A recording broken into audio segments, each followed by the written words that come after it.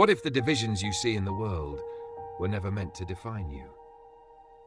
What if the labels people use to separate each other have already been removed in a way you don't fully realize? And what if true belonging doesn't come from where you come from, but from who you are connected to? There is something deeply rooted in human nature, the tendency to divide. We separate based on background, culture, status, beliefs, and experiences. We build invisible walls between us and them. Sometimes it's obvious, sometimes it's subtle, but it's always there. And over time, those divisions begin to shape how we see others and even how we see ourselves. In Ephesians 2:11-22, we're reminded of a powerful truth. Those walls were never meant to stay. The passage begins by calling attention to a real division that existed at the time between the Jewish people and the Gentiles. This wasn't just a small difference. It was deep. Cultural, religious, historical.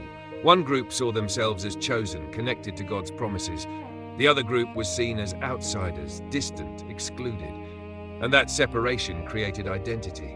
It shaped how people thought, how they interacted, how they valued one another. But then comes a turning point. Once you were far away, but now you have been brought near. That shift changes everything. Because it's not about what you were, it's about what has been done. Through Christ, the distance is removed. Through him, what was separated is brought together. This is not just symbolic, it's real. The passage says he himself is our peace, not just someone who gives peace, but peace itself. That means peace is not found in agreement. It's not found in people being the same. It's found in connection to something greater. And that connection removes hostility. Think about that. The tension, the division, the misunderstanding that exists between people, it's not solved by forcing unity. It's solved by transformation. When people are changed from the inside, the walls begin to fall. The passage goes even further. It says that the dividing wall of hostility has been destroyed. Not weakened, not reduced, destroyed. That means what once separated people has no more power to define them. But here's the challenge. Just because a wall has been removed doesn't mean people stop acting like it's still there. We still carry labels. We still hold on to differences. We still build new walls in different ways. And sometimes, we don't even realize we're doing it. We judge based on appearance. We assume based on background. We distance ourselves based on comfort. But this message calls us to something different. It calls us to see beyond the surface.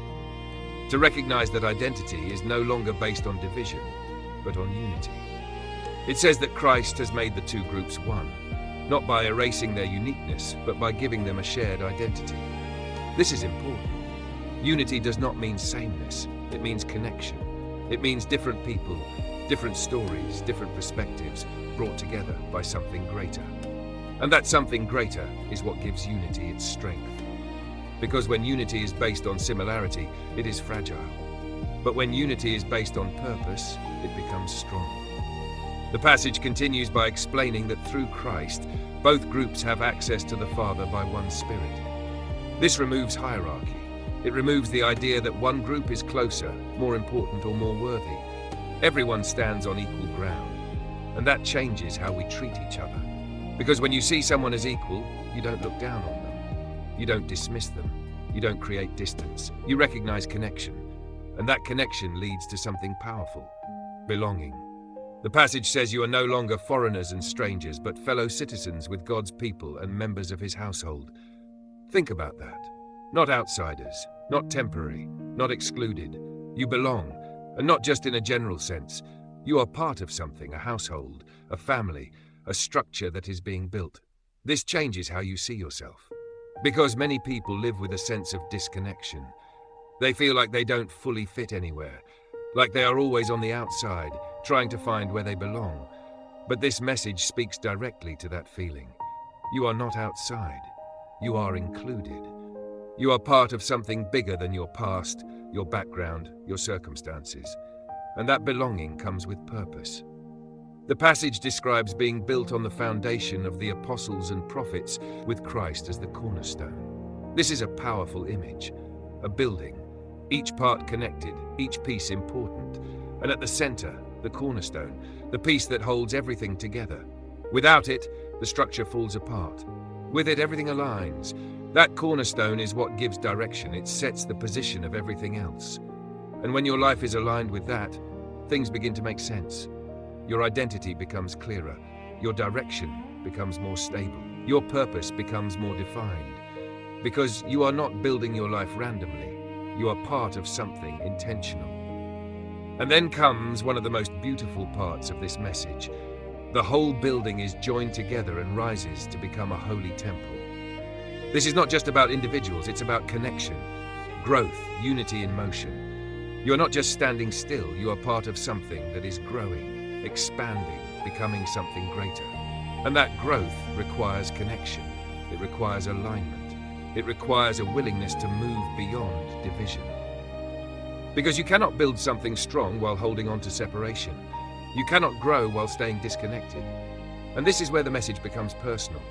Because it's easy to agree with unity in theory, but living it out is different. It means examining your mindset, your attitudes, your reactions. It means asking yourself, where have I built walls? Where have I created distance? Where have I allowed differences to become division? Because the truth is, unity starts with awareness. It starts with recognizing what needs to change, and then choosing to change it. That might mean being more open, more understanding, more willing to listen. It might mean letting go of assumptions, letting go of pride, letting go of the need to always be right. Because unity is not about winning, it's about connecting. And connection requires humility. It requires choosing to see people differently. Not as categories, not as labels, but as individuals with value, as part of the same structure, as people who belong. And when you begin to live that way, something shifts. Your perspective changes, your relationships change, your environment changes. Because unity creates strength. It creates stability. It creates a sense of purpose that goes beyond individual goals. And that's what this message is pointing toward. Not just belief, but transformation. A new way of seeing, a new way of living, a new way of connecting. Where division is no longer the default. Where belonging is the foundation. Where growth happens together. So today, take a moment and reflect. How do you see others? Are you focusing on what separates or what connects? Are you building walls or helping to remove them? Because the life you build is shaped by those choices.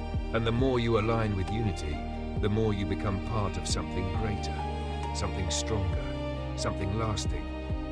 You are not alone, you are not separate, you are part of something meaningful. And when you truly understand that, everything begins to change. Thank you for watching this video. If this message spoke to you, don't forget to like, follow the channel Holy Path Insights, and share this video with someone who needs to be reminded that they belong.